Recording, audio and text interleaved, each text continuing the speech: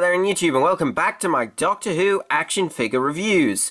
It has been 4 years since I last did a review, and man does it feel longer than that. But it's good to be back, and we have a bunch of brand new figures that I've been dying to review, so I thought I'll come back and give these figures a look over and see what we've got. In today's review, we've got a long-awaited figure that I've always wanted, the Dark Eyes 8th Doctor from The Time War, and the Dalek Interrogator Prime from the story In the Garden of Death. So I'm going to be taking a look at these two figures, which are part of the B&M Exclusives line of this year, which featured 3 Dalek sets, 3 3-pack sets, and 2 TARDIS sets. And this is probably the most sought after of the lot, because, well, it's the Dark Eyes 8th Doctor, a costume that we never thought would ever be canon, but now it is. So anyway, I'm going to start off this review by taking a look at the 8th Doctor, this brand new 8th Doctor, as it is probably the more exciting of the two figures. So let's start with the articulation. The figure has the standard articulation that most Doctors come with. You have the head being able to turn, not quite a 360, and I don't want the head to pop off the shoulders, so let's not do that. The arms can do a 360 as well. The shoulders can also do a 360 at the bicep.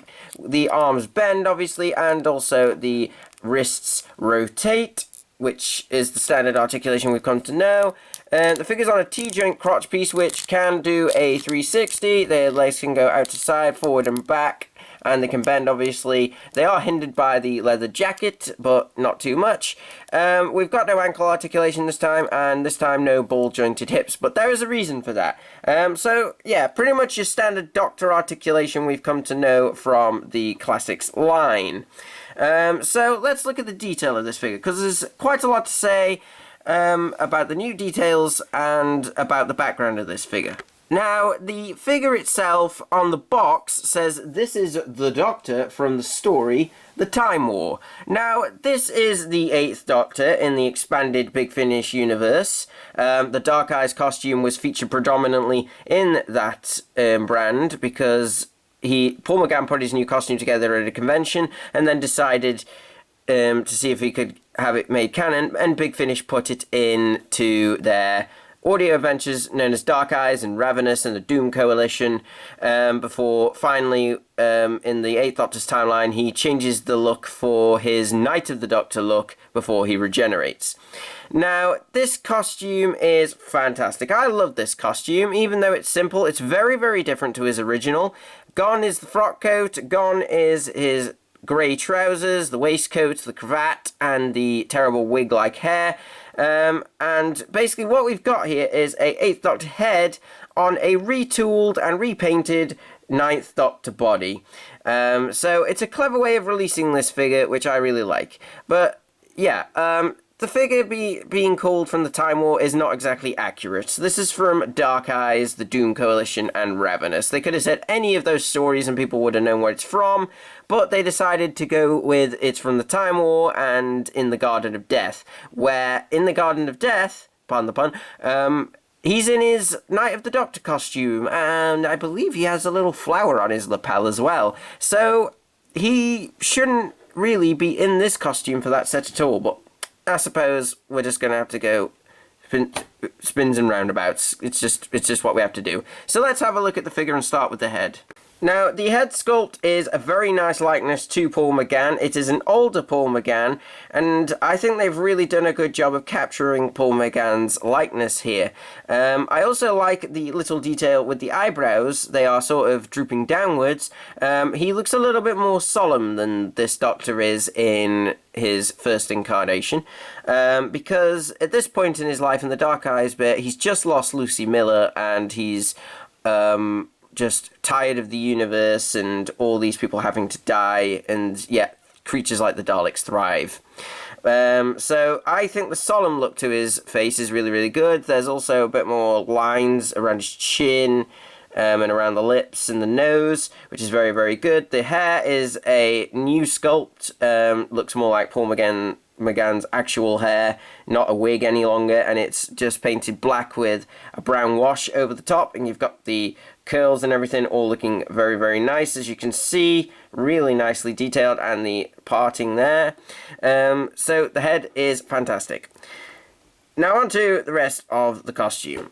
Essentially, like I said earlier, we have a reused Ninth Doctor body that has been repainted to resemble the Dark Eyes costume, which works really, really well in some ways and doesn't in others. In terms of the sculpt, it is not exactly accurate. You've got the 2 rows of buttons going down the front, which are gold. That is correct. The collar is the correct shape for the Dark Eyes jacket.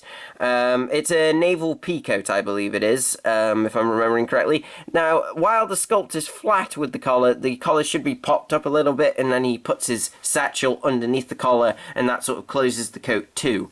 But having the jacket open is alright, as on some of the covers and promotional art for Dark Eyes, Ravenous and Doom Coalition, he does have the jacket open. So I don't mind it so much. I love the creases on this figure. The details are really, really nice. You've got, obviously, the pockets here and the pockets there. I'm not sure whether those pockets should be there, but I believe they are. The only thing I would say about using the Eccleston jacket is the jacket is a lot more crumpled than it should be. His leather jacket should be pretty immaculate, to be fair.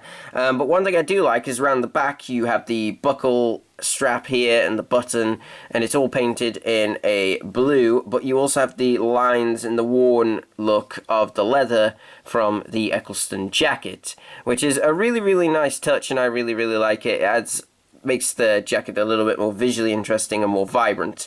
So using this jacket, I don't mind it so much. It works. It's open, yes, but that just helps you to see the shirt which the 8th Doctor wears, which is a white shirt. It's basically just the jumper, but they've tweaked it to just be a shirt now. I don't know whether it is a V-coat. Is it a V-neck shirt? I'm not sure. I believe it's meant to be a normal shirt, but I could be wrong.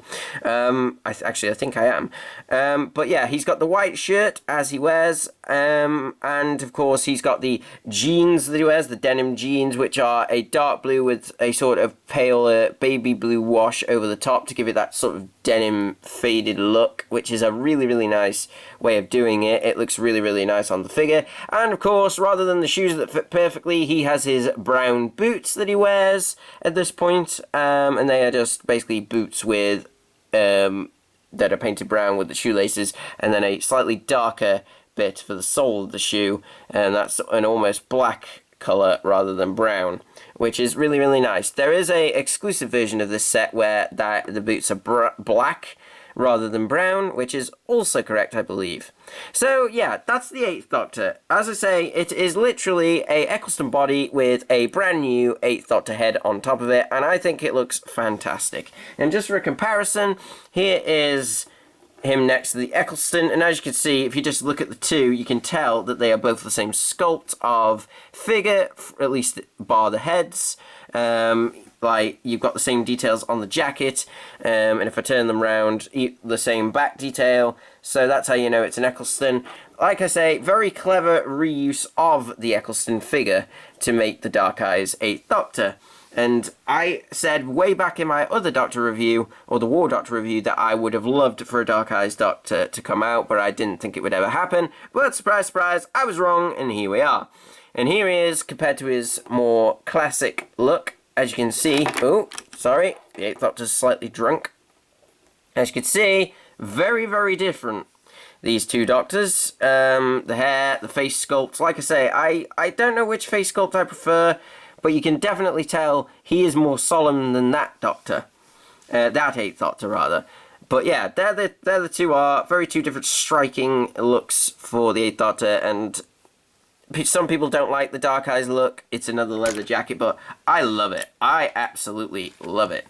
So that's the 8th Doctor in this set. The only other things to mention about him is no satchel, obviously, and no brand new sonic screwdriver, as he does have a different sonic screwdriver at this point, but that would have cost more money to put a satchel with him, and to sculpt a brand new the sort of steampunk style sonic screwdriver with the big blue crystal at the top. I wish it did come with that. I'd rather them have sacrificed the Silver Nemesis 7th Doctor and Silver Nemesis Cybermen set and put a bit more money into these sets, but you know, we can't really expect miracles with exclusives that are only available on B&M. This is probably the most sought after one. Like I say, I've got 2 of these, but that was because I wanted one open and one closed, and they were a bit of a bugger to find. But yeah, I wish it had come with a satchel, as that is part of the costume. They could have even used the Jonathan Temple Primeval figure satchel. That would have worked perfectly fine. I know Batmanmarch used that for his figure in the Action Figure Adventures, which if you haven't seen those, you should go and check out. They're very, very good. Oh, and also, thank you for letting me use your title sequence, Batmanmarch. I really appreciate it. But anyway, that's enough pandering. But yeah, they could have put that satchel with it, and then we would have had a complete costume for this Doctor. The sonic screwdriver is negligible, but yeah, you can just put another one with him.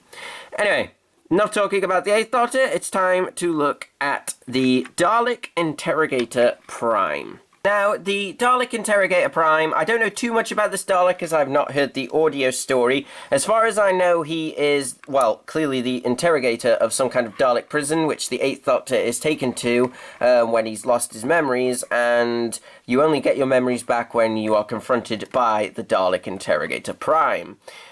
Which is this Dalek. Now, I love this Dalek. I've been a bit harsh on the Russell era Daleks because I was sick of seeing them. I thought, we've seen them so much now that the design's just getting old and boring, but I've always said that if they did them in a different colour scheme, I think they'd be fantastic. And this Dalek is living proof of that.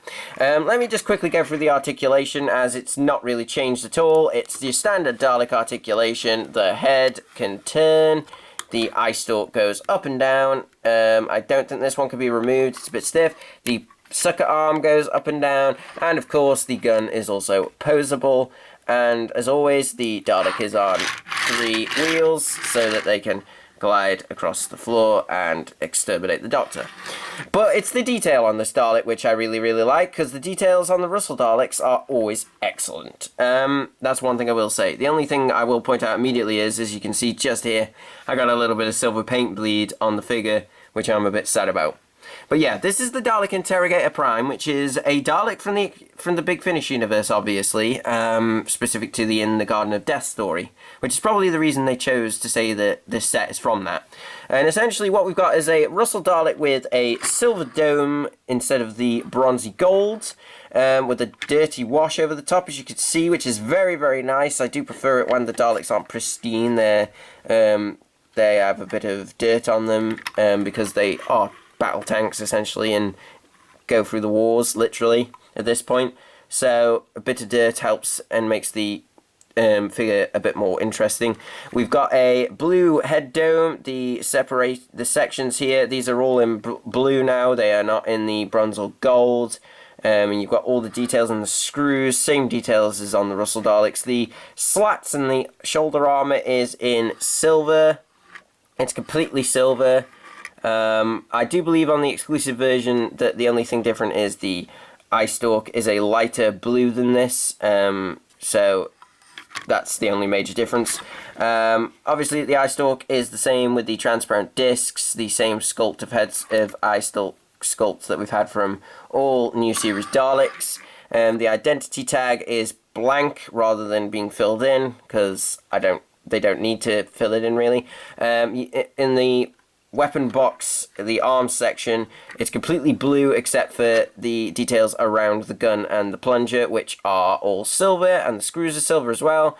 The mid section here, this is painted in silver. Mine's got a slight paint bleed where it goes onto the torso section here, the indentation, which is a bit of a shame. And then basically you have the bottom section of the Dalek, which is in the same blue, and then painted, the bumps, the hemispheres are all painted silver, with again a dirty wash over the top of them, to make them that little bit more visually interesting. Sometimes it looks like the silver is slightly spilled onto the blue, but it's not too bad and it looks okay. There's a bit of paint rub on that one, which is a shame, but I can forgive it. I love this Dalek. Anybody who's watched my reviews knows I love my Daleks. So yeah, that's the Dalek Interrogator Prime. That's this Dalek figure, and the blue and silver colour scheme I think is fantastic. If I just get in one of my generic drones with the, this is from the Dr. Dalek 2-pack of Eccleston. This is the dirty bronze look, which actually is better than the pristine bronze look. As you can see, a lot more visually interesting to have them in different colours like this. Personally, I'd like to see them in more colours like this. Like, as much as I like this colour, it's a bit plain and not as interesting now. And this figure is so much more interesting because it's completely different. And the other 2 Daleks you get in the other 2 figure sets, while basically the same sculpt, are more interesting because they are more than just a simple bronze Dalek. They have a bit more colour to them. So, if you ask me, let's go with more colours like this. Maybe swap the colour palette around so that it's silver with blue detailing rather than a blue and silver. But this does help to make the Dalek Interrogator Prime look a little bit more interesting. Whether he actually looks like that, I'm not sure, because I couldn't find any images of him, even not Big Finish images of the Interrogator Prime. So I think they've just taken a bit of artistic license and just given him these colours. Which puts me in mind of the Dalek from the More Than 30 Years in the TARDIS, but just done in a new series style. So like I say, enough of these bronze gold Daleks. Chris Chibnall, if you're going to bring them back properly next time, let's have more interesting colours like this, or the Imperial colour scheme, because I love the Imperial colour scheme. So yeah, that's pretty much all I have to say on this set. Final thoughts, definitely track down this set if you can. It's very, very scarce. All the B&M sets are scarce. The shop I went to has completely sold out of all of the sets now, all of these. They are £20 each. Every single set, the Dr. Dalek 2-packs, the TARDIS packs, the 3 figure packs, they're all £20, but they're worth every penny. And this one is very, very hard to find. So if you see one in store and you're iffing and ahhing whether to get it, because you're not going to see many more of these around, and I don't think they're ever going to produce more. I don't think the Dark Eyes Doctor will ever come out again. I'd like him to, but with his accessories. But yeah. And this Dalek Interrogator Prime is a very unique Dalek, and I really like it. The only other things I'd like to say is, if they had the money for it, I would have preferred, rather than the Interrogator Prime, for this to have been the Dalek Time Controller, which is synonymous with Dark Eyes and with the 8th Doctor, as the Time Controller is a more interesting Dalek, which is slightly taller, less armour here, and has like a cross-section of metal going there, and it's a really unique Dalek, and I think it would have looked really, really nice. Essentially, it would have been a 60s Dalek sculpt, but taller and blue. So they could have again had a blue and silver Dalek. That's the only thing I would have changed. But yes, if you find these sets, track them down, buy them, go anywhere. If you have to fight for them, just don't pay through the nose for them on eBay, because some people are selling them for extortionate money. But definitely worth it for a brand new figure, a brand new variant of the 8th Doctor, and a brand new Dalek. Even though this is reusing old pieces, it still looks very nice and is very close to what you want. And you can finally, if you do action figure adventures, do stories with the Dark Eyes 8th Doctor.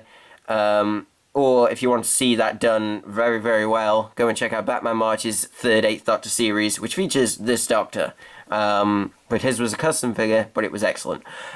So yeah, that's everything I have to say. Thank you for watching this review, guys. I hope you enjoyed it. It's good to be back.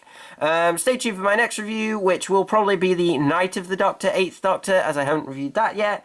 So that will be coming very, very soon. And if you have any questions, feel free to drop me a comment or anything like that. And I shall see you next time for more Doctor Who action figure reviews.